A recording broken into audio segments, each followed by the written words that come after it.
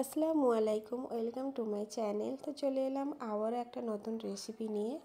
তো প্রতিদিনে একই সেই টমেটো ডাল খেতে আর আলাদা করে সবজি রান্না করতে একদমই ভালো লাগে না, তাই আজকে ভাবলাম সব রকম সবজি দিয়ে ডালটা রান্না করে ফেলি।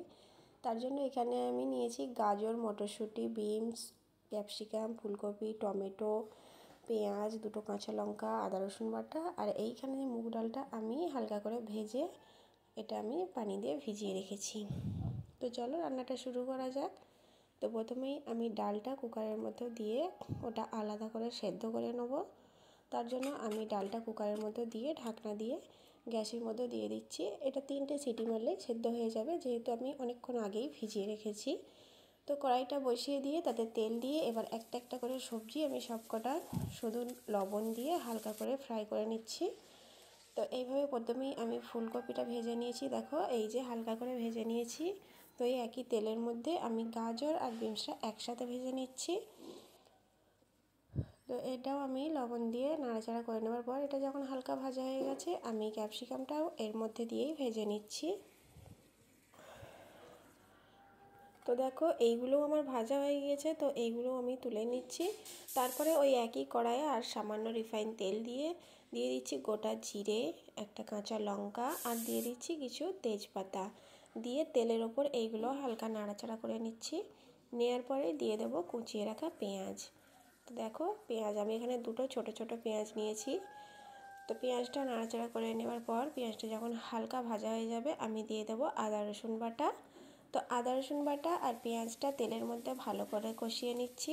যখন কালারটা একটু চেঞ্জ হয়ে যাবে, এর মধ্যে দিয়ে দেবো আমি সব রকম মশলা।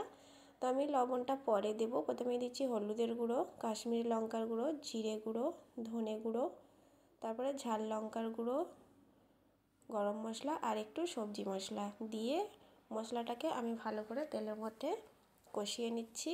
তো গ্যাসের ফ্লেমটা আস্তেই দিয়েছি, নয়তো মশলাগুলো সব পুড়ে যাবে।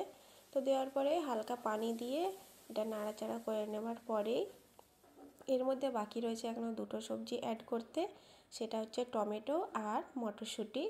তো মটরশুঁটিটা আমি ভেজে নিইনি, কারণ তেলের মধ্যে দিলে এটা পুরোই ছেড়ে আলাদা হয়ে যায়। ওই জন্য আমি এইটা মশলার মধ্যে দিয়ে কষিয়ে নিচ্ছি। তো সামান্য কষানোর পরে আমি এতে দেব কিশমিশ আর কাজু। তো দেওয়ার পরে ভেজে রাখা সবজিগুলোও আমি এর মধ্যে দিয়ে দিচ্ছি। দিয়ে আমি সব সবজিগুলো দিয়ে মশলাটার মধ্যে ভালো করে কষিয়ে নিচ্ছি। তো এইভাবে ভালো করে কষানোর পরে আমি দিয়ে দিচ্ছি অল্প একটু পানি। পানিটা দিয়ে আমি মশলাটা ভালো করে মিশিয়ে নিচ্ছি। মিশিয়ে নিয়ে আমি এইটা ঢাকনা দিয়ে দেবো, যাতে সবজিগুলো হালকা সেদ্ধ হয়ে যায়। তার জন্য আমি এটা 5 মিনিট ঢাকনা দিয়ে রেখে দেবো। তো চলে এলাম 5 মিনিট পর, আর দেখো কতটা সুন্দর ওপরে তেলটা ছেড়ে দিয়েছে আর সবজিটা কত সুন্দর রান্না হয়েছে। দেখো এইরকম সবজি রান্না করে কিন্তু তোমরা রুটি দিয়েও খেতে পারো। তো সবজিটা নাড়াচাড়া করার পরে আমি এর মধ্যে সেদ্ধ করে রাখা মুগ ডালটা দিয়ে ভালো করে সবজিগুলো আর ডালটা একসাথে মিশিয়ে নিচ্ছি। তো এটা অনেকটা গাঢ় হয়ে গেছে, তাই জন্য আমি এর মধ্যে আরেকটু পানি অ্যাড করে এটা ফুটে যাওয়া পর্যন্ত ঢাকনা দিয়ে রেখে দেবো।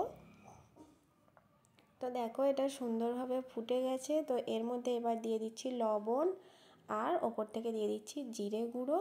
তো রান্নাটা আমার হয়ে গিয়েছে, তাই ওপর থেকে দিয়ে দিচ্ছি ধনেপাতা কুচি।